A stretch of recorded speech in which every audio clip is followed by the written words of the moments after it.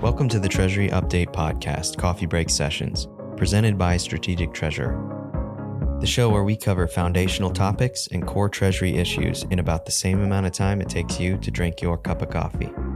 I'll be your host, Jonathan, Media Production Specialist here at Strategic Treasurer, so sit back, relax, and enjoy the show. I'm here once again with Paul Galloway to continue our series on debt funding structures. 2 weeks ago, we covered traditional debt funding structures, and today, Paul, can you walk us through a couple examples of alternative debt funding structures? Yeah, sure thing, John. Today, I thought maybe we'd talk about a couple typical kind of alternative structures that people might think about when it comes to alternative debt funding or things maybe they haven't heard about. The first would be mezzanine debt. The next would be convertible debt. And then the last one would be perpetual debt. And people have probably heard one or potentially all of these different types of debt funding structures. These are what I would call a little bit more non-traditional alternative relative to the three examples we gave on our last coffee break session. So a mezzanine debt is something that's considered to be one of the highest forms of highest risk form of debt there is out there. It's subordinate debt, meaning that it's not like senior debt like we talked about before. When it comes to a line of being paid back, it's way down at the bottom. When you think about convertible debt, this is an interesting instrument because convertible debt it provides a way for the lender to have their debt instrument converted into common or preferred stock of the company that they lend to. So this is kind of an interesting structure that happens. There's rationale as to why a company might want to issue convertible debt and why a lender might want to participate in that. The next one that we wanted to talk about was a perpetual debt, and it's just like it sounds, perpetual, meaning it doesn't have a maturity date. It just exists and it's not redeemable, and interest payments are essentially made by the borrower for forever, assuming that the business never goes out of business. Can you give me an example of perpetual debt? So a lot of times perpetual debt in the books is just considered like junior debt. But let's say, typically these aren't like what I would say would be big issuances, but this might be something where there's a certain relationship.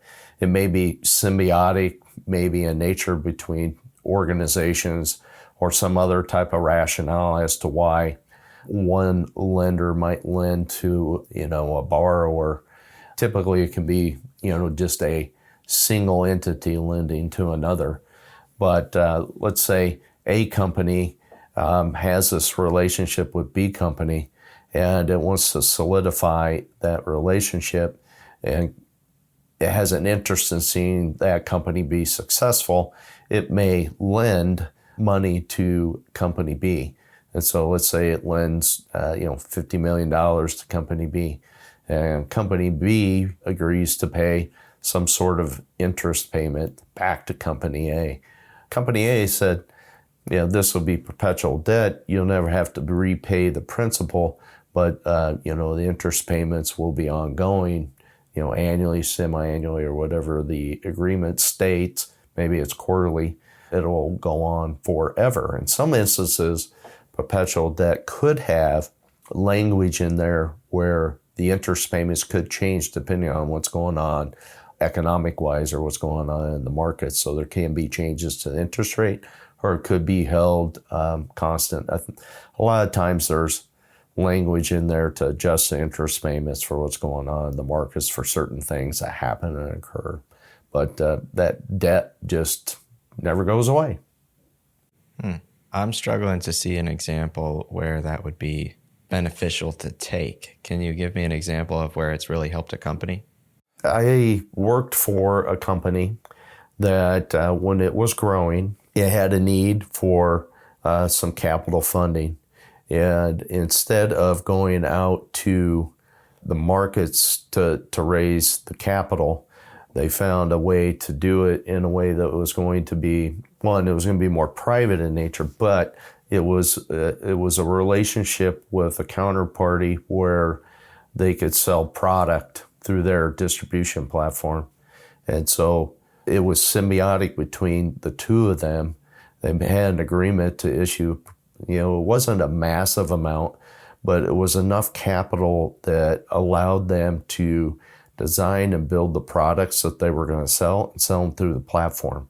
It was really beneficial to both organizations because the lender not only got the interest payments, but they also had some benefit from the transactions of the product being sold across their distribution platform. So it's kind of that's where there's a symbiotic relationship and interest where that kind of funding could be beneficial for both parties.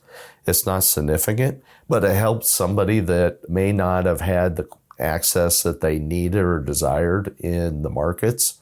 And so this was a way for them to get it while they were still growing. Is there a way to terminate that debt at any point, or it goes on for the life of the company? Typically, perpetual debt never goes away. The one way the perpetual debt could go away, and it also depends on what's in the agreement. There could be certain triggers that may allow for the repayment of that debt to occur, such as sale of the business. Interesting. Okay, well, let's move on to the other two you mentioned, mezzanine debt and convertible debt. Now, convertible debt makes me think of buying a Miata or a Mustang, but I don't think that's what you're talking about, is it? No, not exactly, but yeah, people might think of that exactly. A Miata or a Mustang. I got my convertible. I got the top down. I got to put the top up or top down. So you have options, and so that's a great way to explain the optionality that you have with convertible debt. And so there is an option to convert the debt into, in this case, many cases, it's either common stock or preferred stock of the company that the debt is issued in. And so a great example of that, you may recall the Great Recession back in 08, 09. Back then, you saw some investors out there that were taking advantage of the current market conditions and the environment.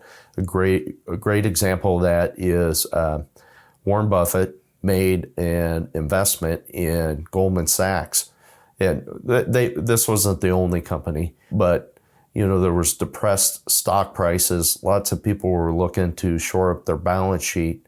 Goldman Sachs issued convertible debt to Berkshire Hathaway. There was a fat coupon that was tied to it, but there was a conversion factor in there that was really appealing to Berkshire, and that actually paid off quite well for them. Getting it, when that debt converted into equity, and they made a nice profit on that. So if you're anticipating, in the instance of this convertible debt that was issued by Berkshire, the stock prices were depressed. They were expecting that the stock price would rebound at some point, which it did, which made the option that they had on that debt worth something. So they could convert it into equity and they could get the value of that gain on the value of the stock through the conversion. It can be really costly to companies to issue convertible debt. It also, is the companies taking a play on what they think their stock price is going to do. It's something that is not issued on a regular basis, but it does get issued from time to time. Company I worked for, we looked at the possibility of issuing convertible debt one time. I'm not a huge fan of it, but it is an option that you can use to raise capital for a company. And mezzanine debt? Why would a treasurer use mezzanine debt? You've heard of startup companies, right? Somebody lays down some of their own capital, their sweat, their tears, their effort, a lot of their time to build a business.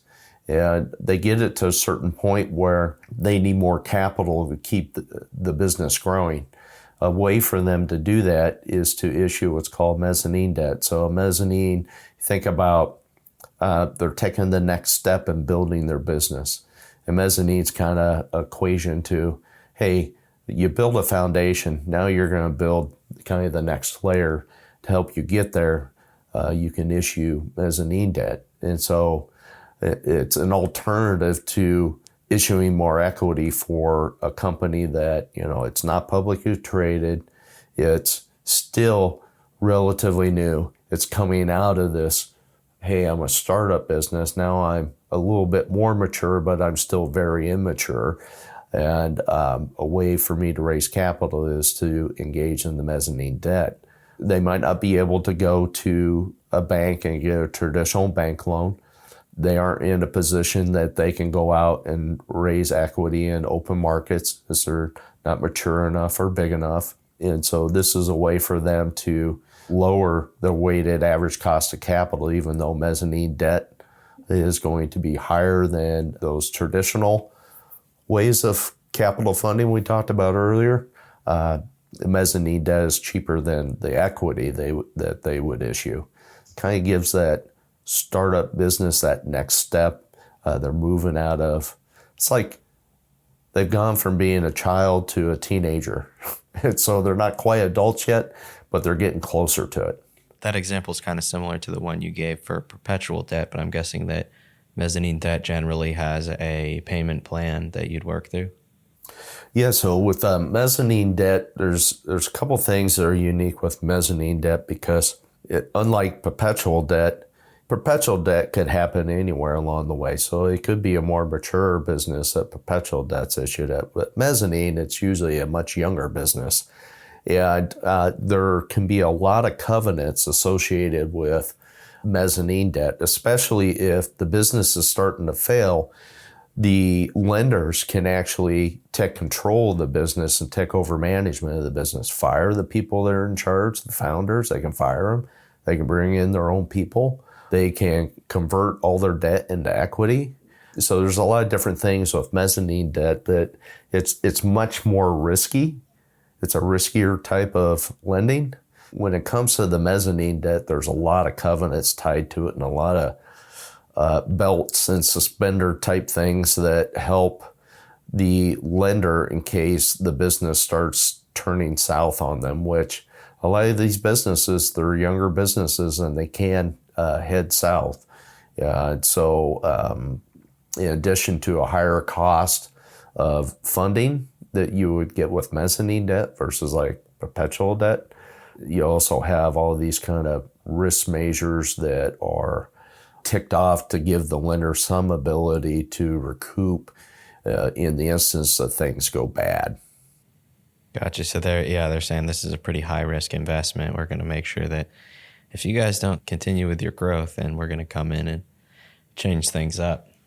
Yeah, the covenants can be really specific. They can state certain metrics that have to be hit in order for those things not to happen.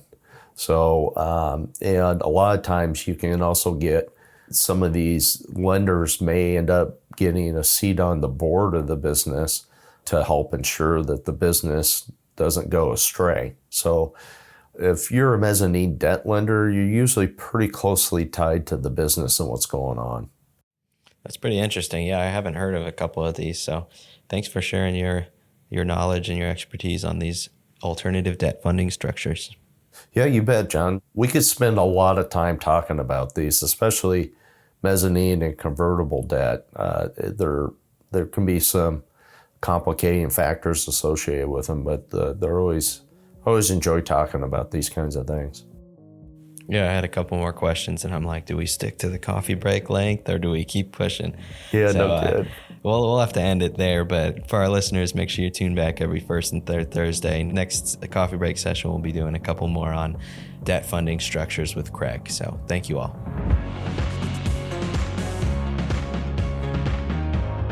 This podcast is provided for informational purposes only, and statements made by Strategic Treasurer LLC on this podcast are not intended as legal, business, consulting, or tax advice. For more information, visit and bookmark strategictreasurer.com.